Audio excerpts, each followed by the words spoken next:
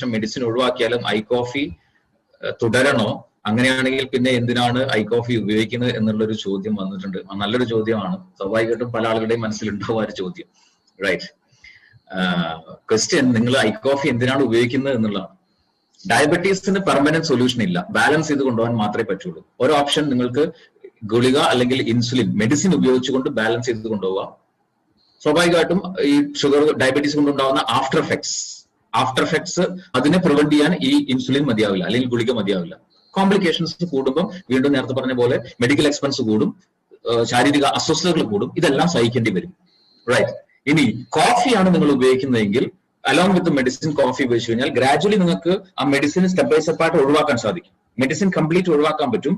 കോഫിയിലുള്ള മറ്റ് ആന്റി ഓക്സിഡൻസും ഒക്കെ ഉള്ളത് കൊണ്ട് തന്നെ ഈ ഡയബറ്റീസ് കൊണ്ട് വരാൻ സാധ്യതയുള്ള കോംപ്ലിക്കേഷൻസിനെ എല്ലാം പ്രിവെന്റ് ചെയ്യാൻ പറ്റും. മധുരം അടക്കം ഇഷ്ടപ്പെട്ട ഭക്ഷണത്തെ ലിമിറ്റഡ് ക്വാണ്ടിറ്റി നിങ്ങൾക്ക് കഴിക്കാൻ പറ്റും. റൈറ്റ്. ഒരു ക്വാളിറ്റി ലൈഫ്, മെഡിസിൻ ഇല്ലാത്ത ഒരു ക്വാളിറ്റി ലൈഫ് നിങ്ങൾക്ക് തിരിച്ചു കിട്ടും. പക്ഷെ കോഫി ലൈഫ് ലോങ് യൂസ് ചെയ്യണം. റൈറ്റ്.